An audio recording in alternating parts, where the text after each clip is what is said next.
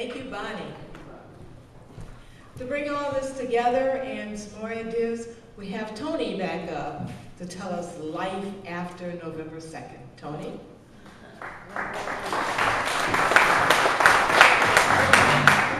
I want to thank all those speakers. Some great information, helpful for those of us. Could I just see a show of hands? Anyone in the room who is thinking, I might do it. I might actually run for a local office. Could you raise your hands? I just want to see a count of hands. 1, 2, 3. No commitments, but I just 4, 5. Excellent. 6. Excellent. That's the kind of results I like to see. Not that we just come here, we meet, we go home, but that people are challenged to take that extra step. And that's what we need. Well, you see some information up on the screen. I want to tell you, you may already know this stuff, but Illinois is in rough shape right now. We are $6 billion, B with a B, billion with a B, in unpaid bills. Our unemployment rate is over 11.3%. It's the highest that it's been in 27 years. The state's bond rating is the second lowest in the nation. Pension benefits for public employees are woefully underfunded with a liability of over $80 billion. And today, if you had read the news, you would have seen a proposal for $4 billion additional bond funding to cover pensions. Just today, that was brought to the floor. The state's increasing annual pension contribution is squeezing out spending on core government programs. So, that's pretty dire circumstance. So what contributes to all this? Well, in 2008, 3,293 Illinois state employees made more than $100,000 in wages.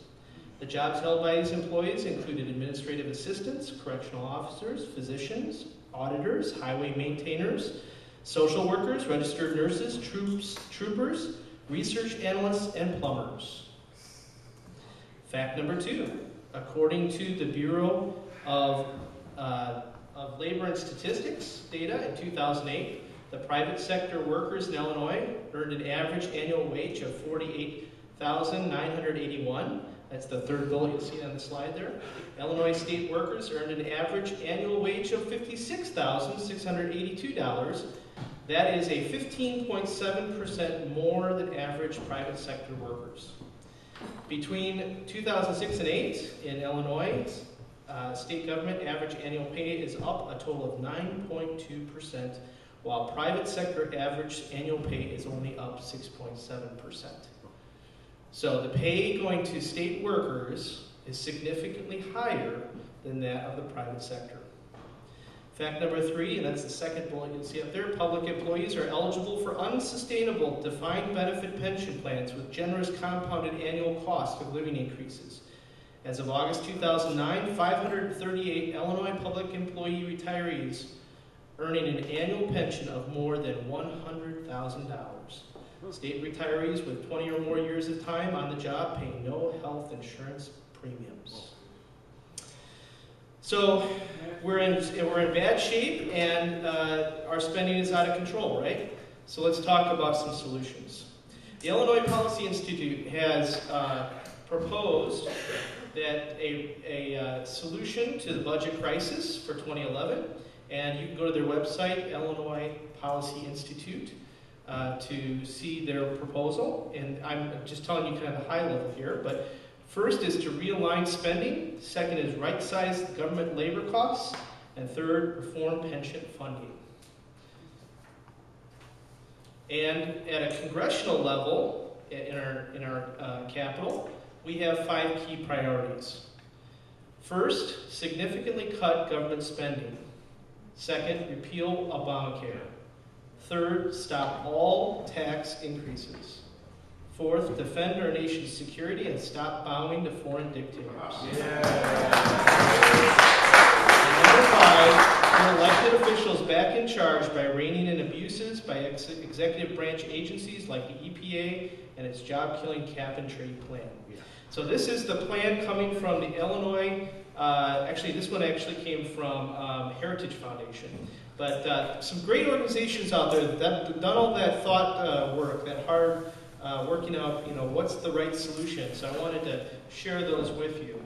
And I'm going to share with you kind of my thoughts on how the maturity of the Tea Party will achieve this. First, the first step is what we started with in the Tea Party movement, which was a focus on demonstrations, rallies, petitions, that sort of thing.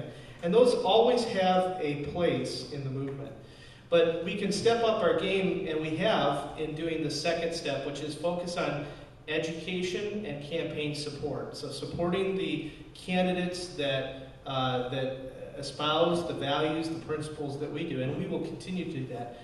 I think a time now is coming in the Tea Party movement where we can focus on accountability and candidate development.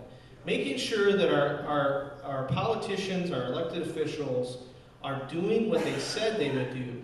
And just a neat little story for you. I had a conversation on Monday at the Fox Lake train station with Melissa Bean. I was there handing out voter guides on the platform, and there were very few people getting on the train, probably because they didn't have a job. Right? There weren't that many jobs going there. But I spent, I probably would say 45 minutes between trains, just one-on-one with Melissa Bean. It was a unique opportunity, and I introduced myself right away as the Northern Illinois Patriots director, and her guard was up. But after she realized that I wasn't there to attack her or get her on YouTube or anything else, we had a very good conversation. And I told her, Melissa, it's nothing personal, but your policies are killing America. And she needed to hear that. But I'll tell you what, she said, well, that Joe Walsh, I don't know why you want him in there. I said, well, he's got some stuff in his closet. Everyone does. But I'll tell you what, I had a conversation with Joe Walsh when he first started running, and we were trying to figure out if we wanted to support him. And I told Joe, I said, Joe, if you veer off path, I will be the first one to come hunt you. For real. Okay? We got to keep our elected officials accountable no matter what they say or who they say they are or what they say they stand for. We've got to keep them accountable.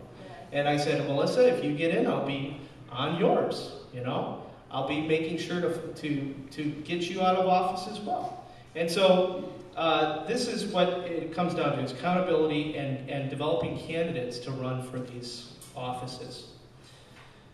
The last slide that I want to share with you is our goals going forward. They are threefold. To reinforce government transparency and accountability, Lenny talked about how he was able to open up the Grays Lake School District books. And that was terrific. 6 years of working to get those books open. We've got to do that at a state level. We need to develop candidates to run in local, state, and federal offices. That is very important. Bonnie said, all politics are local. It's true.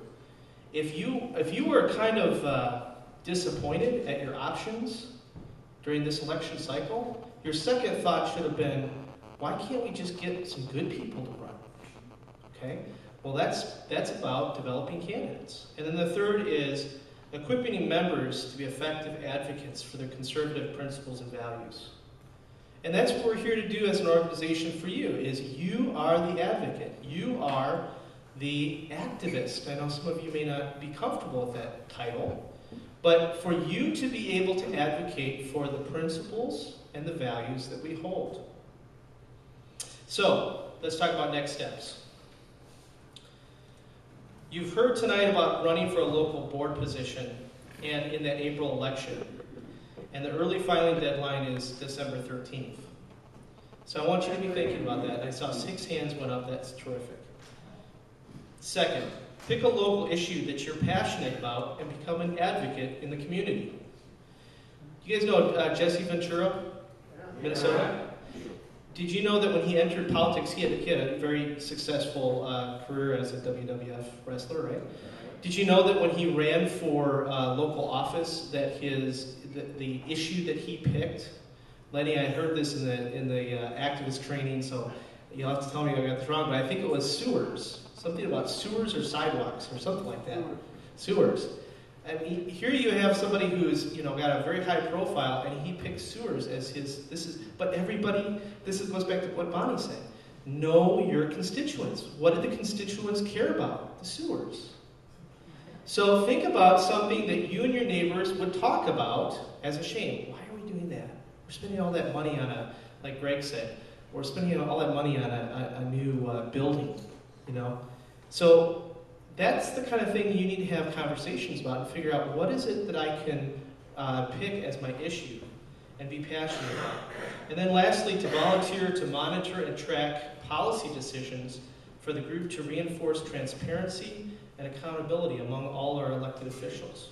So some of you, you're not the kind to get out there and be a real out front activist, but there are some of you who can instead maybe be on your computer and researching where the money is going, and then providing that information back to somebody who can be that out front activist. It takes a team effort.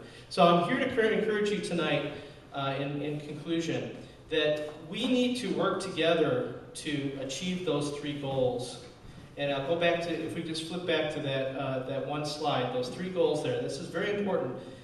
Reinforcing government transparency, accountability, developing candidates, and then equipping our members.